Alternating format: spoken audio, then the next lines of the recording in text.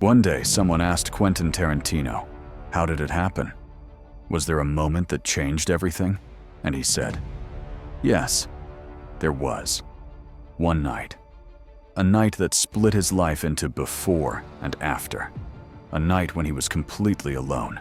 No films, no people, no noise.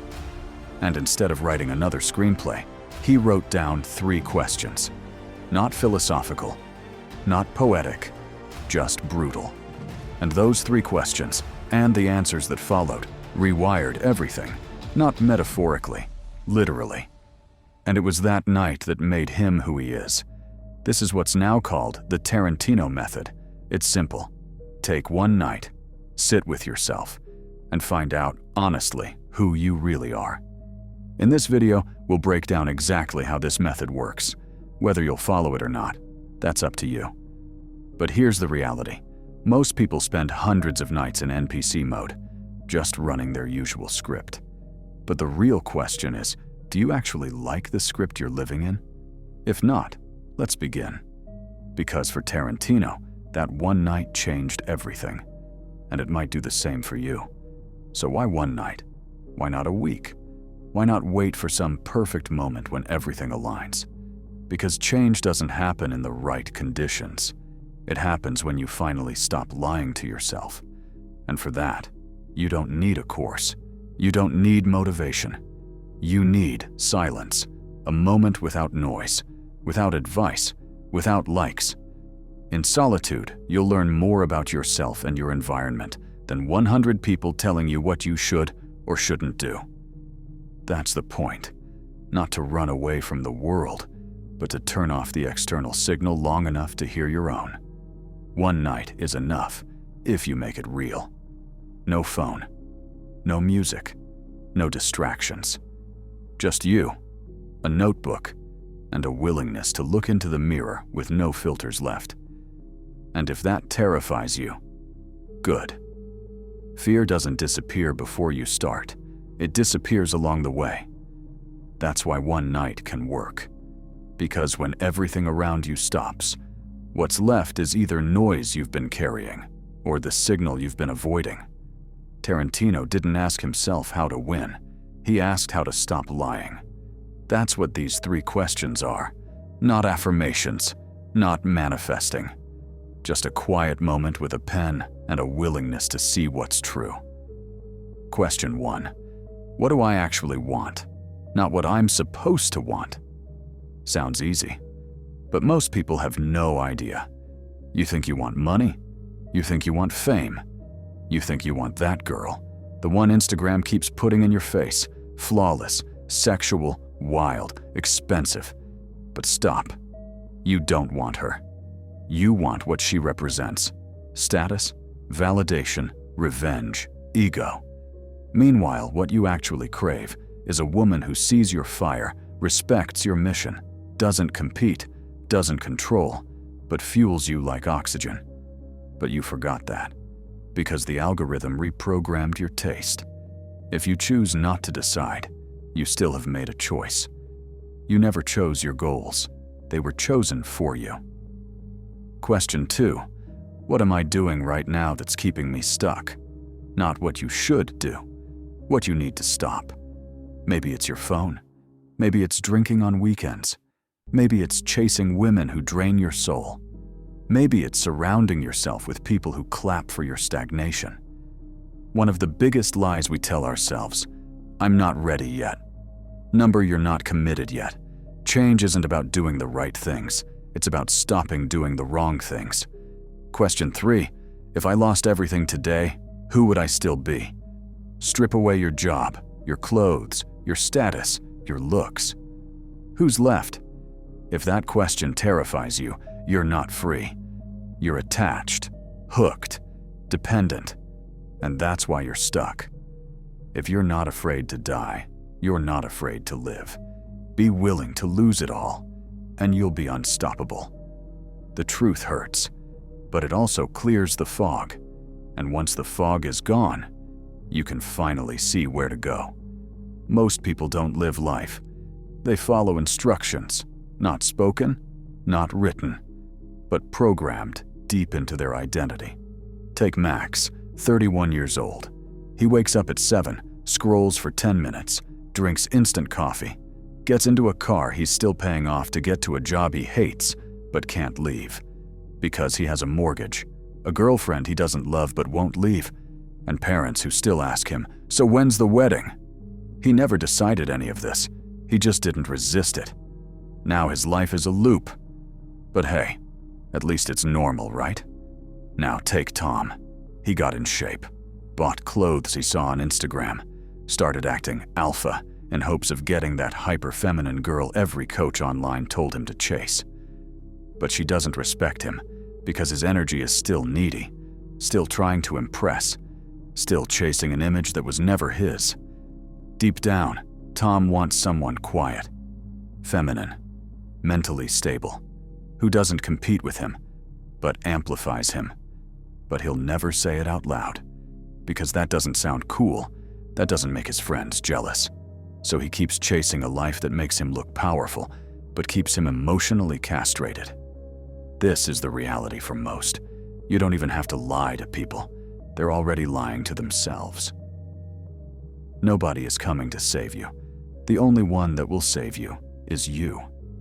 You think you're making choices, but most of what you do was already mapped for you by trauma, by fear, by culture.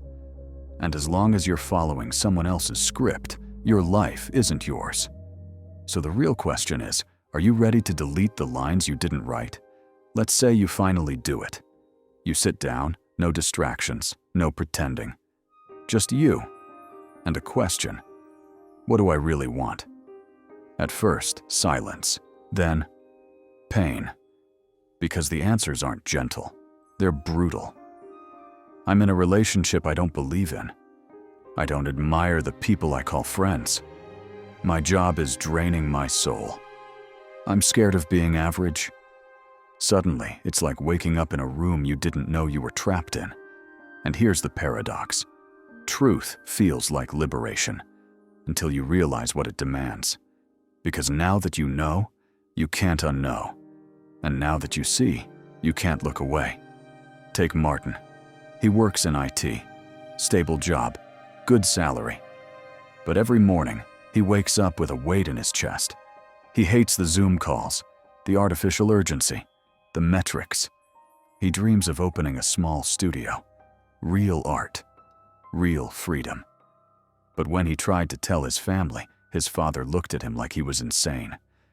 People would kill for your job. So Martin smiles, nods, and lies. Every single day. Take Max. He's been with his girlfriend for 4 years. She's kind, supportive, safe, but not magnetic, not wild. She doesn't challenge him or reflect his depth. He wants passion. But passion means risk. What if he ends up alone? What if he regrets it? So he stays. He posts happy pictures. They talk about marriage. And inside, he shrinks. Here's the part that really destroys men. Nobody is coming to save you. The only one that will save you is you. But acting on that truth, that means letting go, burning the plan, walking into uncertainty, judged by everyone you ever tried to impress. And the fear starts whispering, wait until next year. Let's just get through this month. Be grateful. Don't be dramatic. But that's not wisdom. That's your comfort zone, fighting for survival. The longer you delay, the heavier it gets. The fake life gets more expensive to maintain. And make no mistake, pretending becomes an addiction. Numbing becomes your baseline. And 5 years from now, you'll wonder how the hell you got here. Change isn't about doing the right things. It's about stopping doing the wrong things. So here's the real question. Now that you know, will you act?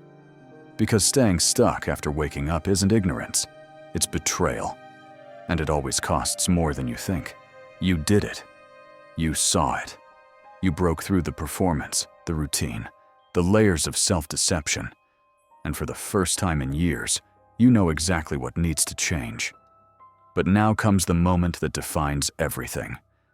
What the hell do you do next? You don't need a 10-year plan. You need 3 moves. Sharp, clear, irreversible. 1. Destroy. 1 lie in public.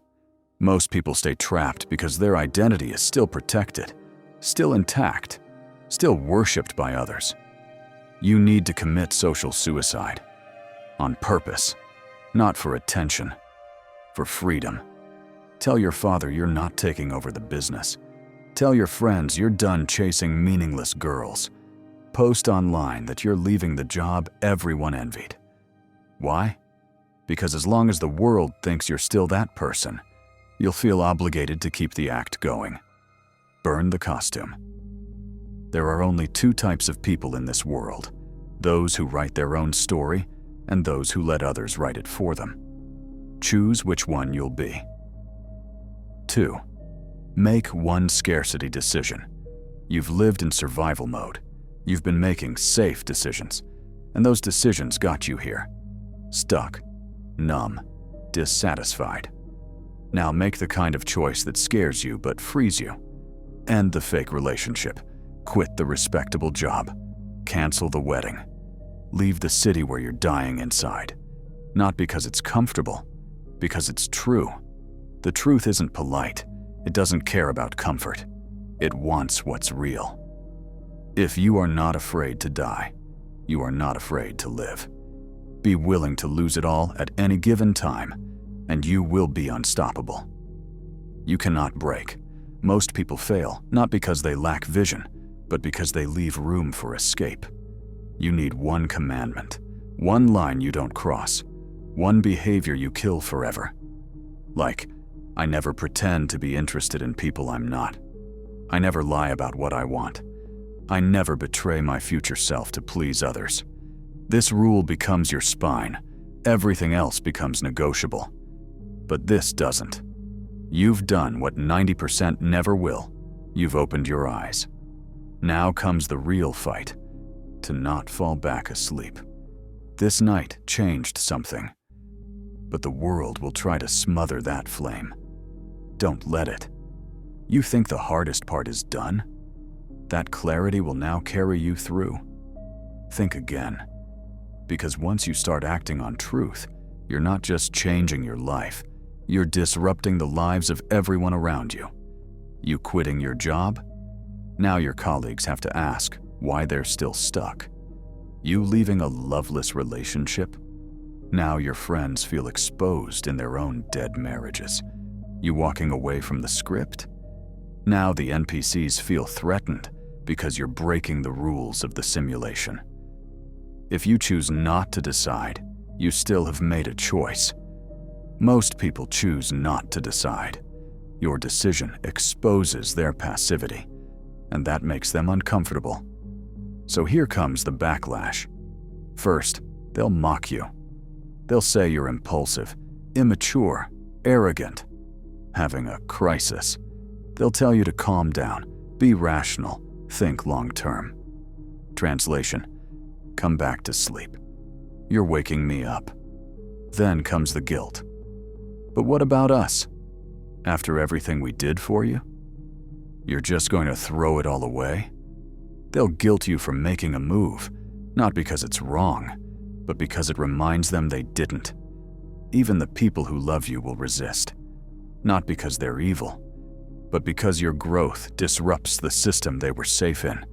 They knew how to love you when you played small. Now they don't know what to do with you. They'll say, "You've changed," as if that's a crime. But remember this: change doesn't betray love. Stagnation does. If someone truly cares, they'll adapt. If they don't, let them go. Because there's something worse than rejection. Living a fake life just to keep approval you never truly respected. Here's the twist. You'll resist yourself too. You'll fantasize about going back. You'll crave the familiar. You'll miss the comfort of knowing your place in a broken world. And in those moments, repeat this: nobody is coming to save you. The only one that will save you is you. Let them misunderstand you. Let them doubt you.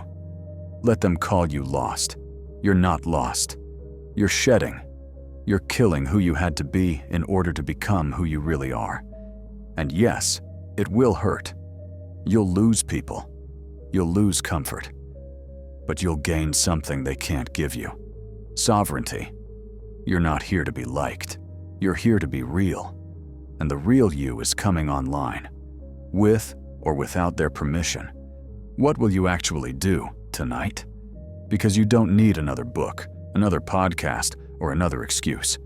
You need a pen, a question, and some damn honesty. Sit in front of a blank page and ask the 3 questions. 1. Who am I really? 2. What do I want but keep lying about? 3. What am I willing to burn for it? Let it bleed. Let it punch. Let it feel like madness.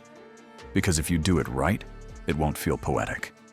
It'll feel like a breakdown or a breakthrough, which in this case is the same thing. In solitude, you'll learn more about yourself and your environment than 100 people telling you what you should or shouldn't do. You'll feel afraid. That's normal. Fear is not the signal to stop. Fear is the sign you're touching truth. But here's what separates those who transform from those who loop forever. They commit publicly. So if you're serious, if you're ready, leave a comment under this video. Don't write something smart. Write something real. Write what hit you. Write what you're going to do. Write what scares you. And then, this is important, set a reminder to come back here.